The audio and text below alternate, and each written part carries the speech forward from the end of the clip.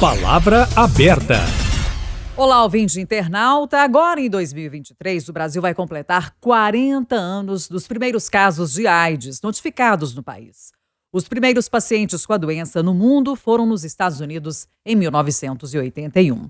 Passadas 4 décadas, o desafio hoje é superar problemas que impedem o mundo de agir para que a doença deixe de representar uma ameaça de saúde pública até 2030.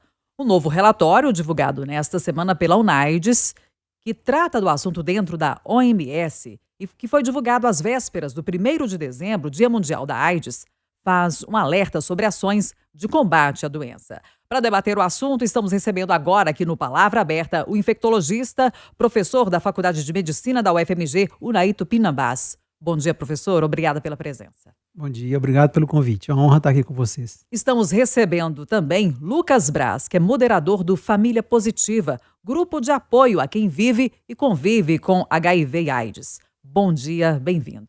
Bom dia, Kátia. Em nome do Grupo Família, muito obrigado pelo convite. Nós que agradecemos muito aqui pela presença, começando aqui com o professor Unai Tupinambás. Pois é, professor, está sendo feito mais um alerta. Até 2030 o mundo precisa colocar em prática medidas para que a AIDS deixe de ser um problema de saúde pública. Quais são esses desafios? O que ainda atrapalha, o que ainda prejudica esse combate, professor? Então, antes de falar desses desafios, Kátia, é importante lembrar que a gente avançou muito, né? Felizmente nós temos tratamento, temos diagnóstico fácil de ser realizado em 15 minutos.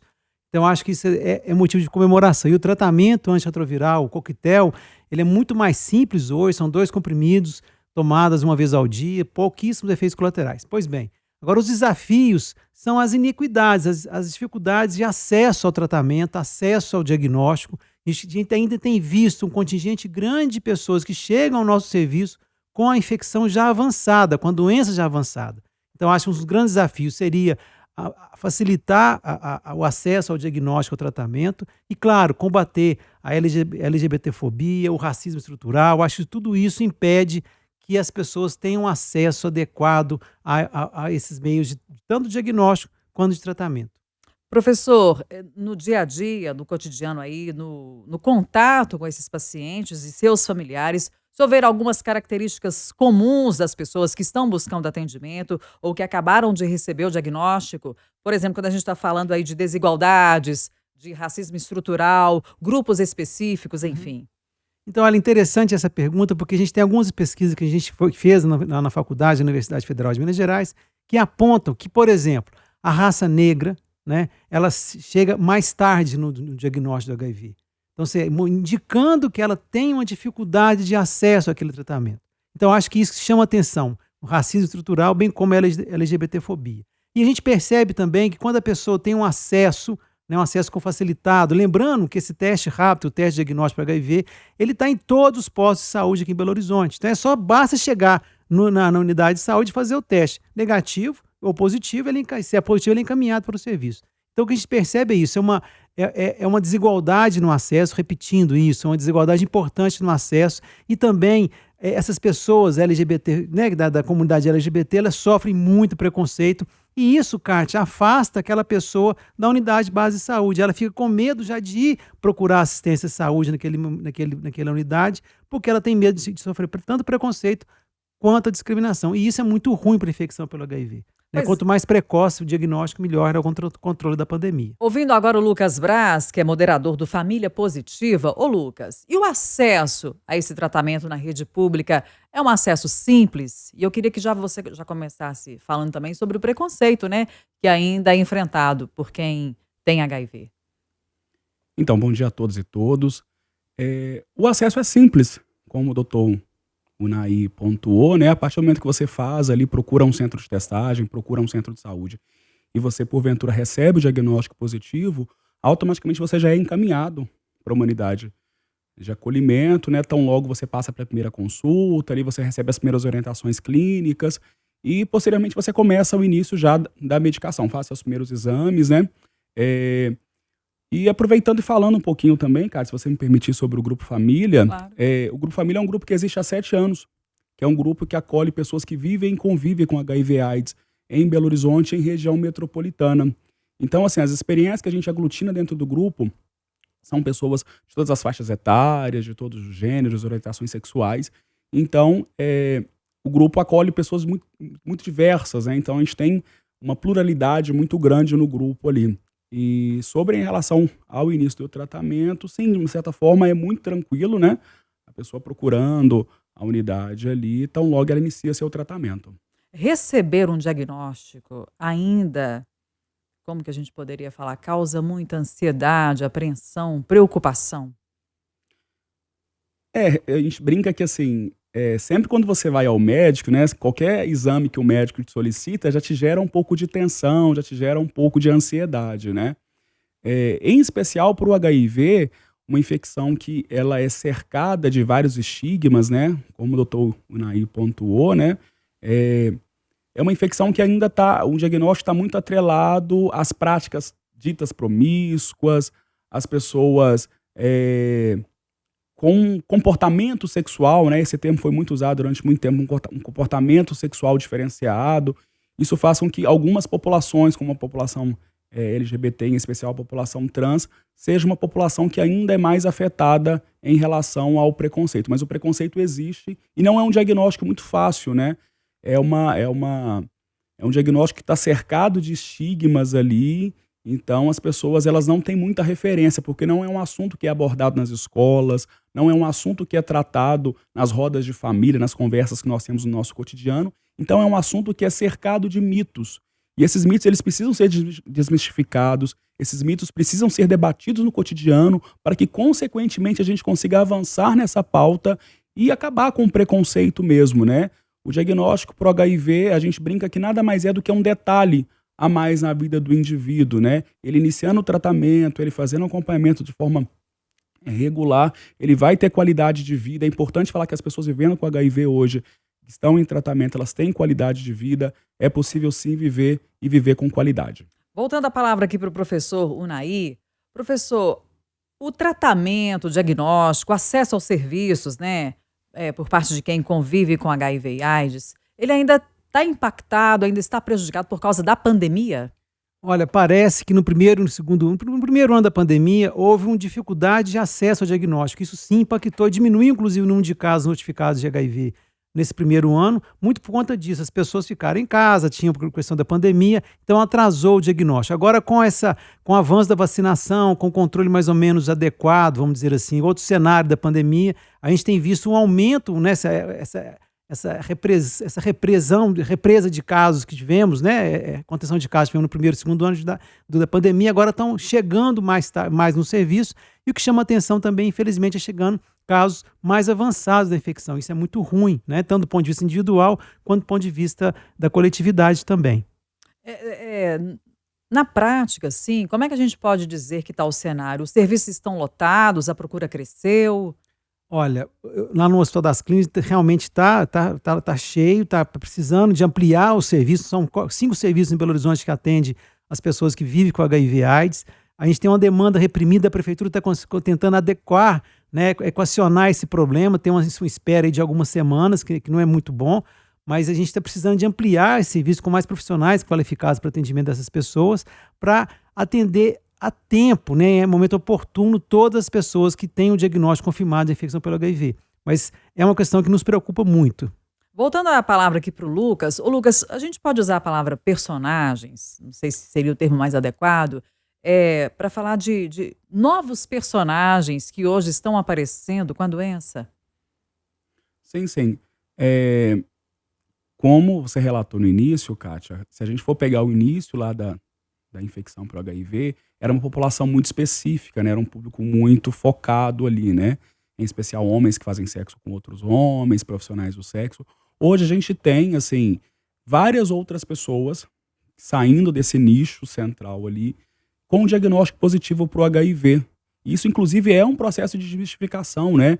No início foi falado que era o câncer gay, era uma doença que atingia basicamente os homens que fazem sexo com outros homens.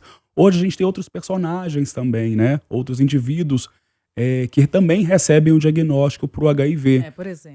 Por exemplo? Mulheres, homens, homens héteros, pessoas casadas. O HIV sempre teve atrelado às práticas sexuais, né? Então, E a gente não debate a sexualidade, a gente não debate as sexualidades. E quando a gente negligencia esse debate, nós acabamos caindo numa quadra muito ruim da história, né? Porque esse debate ele fica segregado e quando ele vem à tona recheado de estigmas, né? É importante dizer que o HIV ele não escolhe cor, ele não escolhe gênero, ele não escolhe idade. Basta você ter uma vida sexual ativa ali, você tem a potencialidade, né? Se você tiver as práticas sexuais sem o uso de insumos preventivos, você pode ser um potencial, né? Então isso sai daquela caixinha, daquele nicho centrado de que a infecção por HIV só atinge um público. Daqui a pouco eu quero que você fale um pouco sobre a importância desse serviço de acolhimento, né? Principalmente quando uma pessoa recebe um diagnóstico. Mas antes eu queria ouvir o professor Unaí sobre algumas questões bem específicas, professor. Em relação à importância do diagnóstico, assim, o quanto antes. Uma mulher que está grávida, de acordo com o tratamento que ela recebe ou diagnóstico, é possível que ela não passe o vírus para o bebê? Como é que fica a amamentação nesse caso também? Felizmente, a gente tem isso, né? É uma notícia boa, que pode falar assim, a redução da transmissão vertical da mulher, né, da criança, da mulher grávida, que diagnostica HIV. Então, assim, felizmente também, a mulher que tem acesso a um pré-natal de qualidade, no primeiro trimestre é realizado o teste anti-HIV, se ele é negativo, repete no segundo trimestre, repete no terceiro trimestre. Se é positivo, essa mulher é encaminhada imediatamente para o serviço de saúde, é iniciado o tratamento antirretroviral e quando a quantidade de vírus circulando no seu sangue fica indetectável, a carga viral não fica, né, não detectável no sangue, não há transmissão do vírus para a criança. Então, tem a chance quase 100% da criança nascer sem um vírus.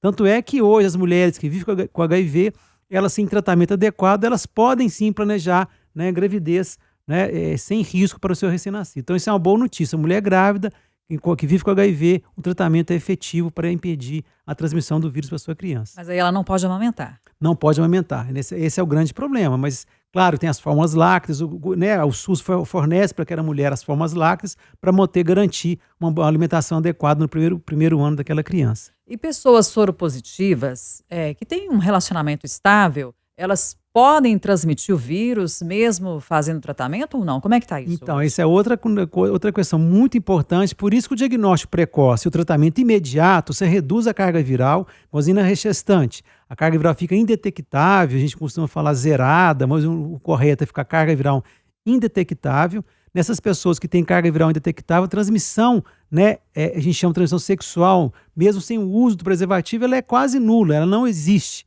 Tanto é que um casal, por exemplo, discordante, ou um casal hétero que quer ter filho, eles podem planejar o filho mantendo relação de atividade sexual sem preservativo para poder fazer a fecundação. Então, é seguro, naquela pessoa com carga viral indetectável, o sexo sem preservativo naquele momento.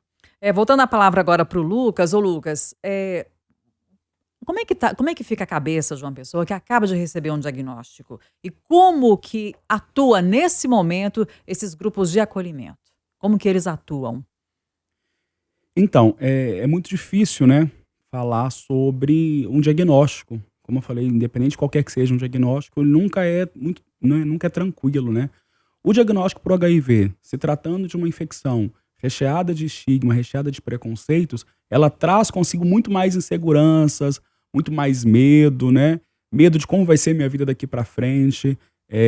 Receber um diagnóstico hoje por HIV não é uma sentença de morte, desde que você aceite fazer seu tratamento, inicie seu tratamento, seu acompanhamento ali com o seu médico. Isso não é uma sentença de morte. Mas esse não é o primeiro pensamento que vem à cabeça das pessoas, né? Geralmente elas pensam no futuro, como que eu vou me relacionar, será que o meu corpo vai ser ainda objeto de desejo por parte de outras pessoas? Eu conto ou não conto para minha família, eu conto ou não conto para o meu parceiro? Então, nesse aspecto aí, a participação, a presença dos grupos de acolhimento, a exemplo aqui do Grupo Família Positiva, ele tem um papel muito fundamental, ele tem um papel importante, inclusive um papel decisivo na adesão ao tratamento. No ponto clínico, no ponto médico, clinicamente falando, né? O paciente que recebe o diagnóstico, ele vai ali iniciar seu tratamento, mas tem algumas questões, principalmente questões sociais, questões emocionais, que precisam ser tratadas, né? Então, o Grupo Família Positiva, por exemplo, nós adotamos o método de todo local de testagem em Belo Horizonte, Contagem, Ribeirão das Neves, Betim, nós temos um cartaz que fica fixado na recepção. A pessoa ela entra em contato com os moderadores. Hoje, na moderação do grupo, temos eu, o Jefferson Fonseca, o Max Nunes e o Henrique Meschelli. Esses telefones nossos ficam disponibilizados com o WhatsApp. As pessoas entram em contato com a gente. Na maioria das vezes é para querer conversar, seja via ligação, via mensagem, né? A gente faz uma triagem ali, até mesmo por questão de sigilo com os outros usuários do grupo. Essas pessoas elas são inseridas num grupo de WhatsApp. Hoje o grupo conta com mais ou menos 120, 125 pessoas. A gente tem também uma página no Instagram, depois se vocês quiserem seguir, Instagram e Facebook, é o @Família Positiva BH. E a atuação do grupo é essa, é fazer com que as pessoas possam conviver em harmonia com o diagnóstico, né? Apesar do grupo ter esse tema muito específico, né? No grupo nós debatemos assuntos diversos, né? Sobre a nossa vida, sobre as nossas formas de ser e de existir. Então os grupos eles fazem justamente sobre isso. A função dela é acolher esses indivíduos e fazer com que esses indivíduos comecem a lidar, a ressignificar esse diagnóstico, né? Porque ainda existem, como você disse, muitos mitos e hoje é muito comum a prática de buscar informações no Google, né? E quando você joga essa informação, a gente estava até conversando, né? A principal imagem que ainda vem é a do Cazuza no auge da doença. Sim, sim. E hoje a realidade é bem diferente, não é isso? É bem diferente, né? As pessoas hoje vivendo com HIV, elas estão inseridas no mundo normalmente. A gente sempre fala, olha, uma pessoa vivendo com HIV, além do tratamento, com a medicação, do acompanhamento médico, né? Ela tem o direito de uma vida plena, uma vida com dignidade, né? Essas pessoas podem trabalhar, essas pessoas podem amar, se casar, como o doutor Unai pontuou, ter filhos, né? Eu brinco que essas pessoas estão tão no mundo, tão na normalidade, né? Que elas vão sentir dor de dente da mesma forma, elas vão ter dor de cabeça da mesma forma.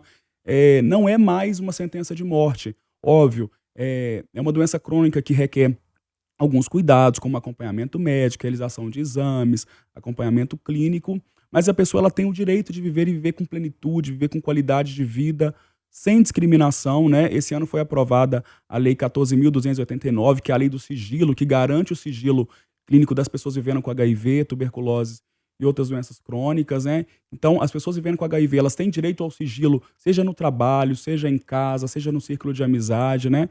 Então, é isso que o Grupo Família debate todos os dias, né? Essas pessoas e as suas garantias de direitos. Professor Unai, dentro de iniciativas para desmistificar algumas questões em relação à AIDS e também no trabalho de prevenção, o senhor vê como possível esse debate evoluir, por exemplo, nas escolas? Olha, esse que é o grande, era o objetivo nosso do programa de saúde na escola, levar aquela cartilha que não falava não só de doenças sexualmente transmissíveis, educação sexual, mas de saúde de modo geral. A gente viu que ele foi barrado, foi erroneamente chamado de kit gay, uma coisa louca, né? Enfim, esse debate, como um colega, o Lucas, falou, ele foi censurado nas escolas, não se fala mais disso.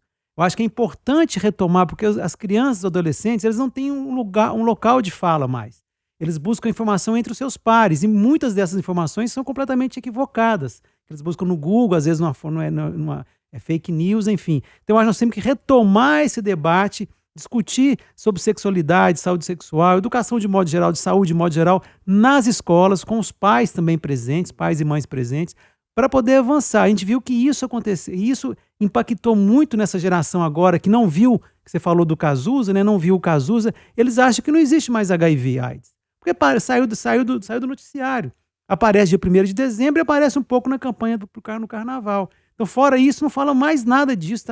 É um debate que foi suprimido, foi censurado. Que nós temos, espero que no ano que vem a gente possa retomar esse debate, ampliar o conhecimento e, com isso, claro, fazer frente a esse aumento de casos de AIDS nessa população mais vulnerável, que é a população de 15 a 19 anos de idade que está se infectando mais precocemente. Pois é, Lucas, nas suas considerações finais, você também vê que esse tema está distante, principalmente para os mais jovens?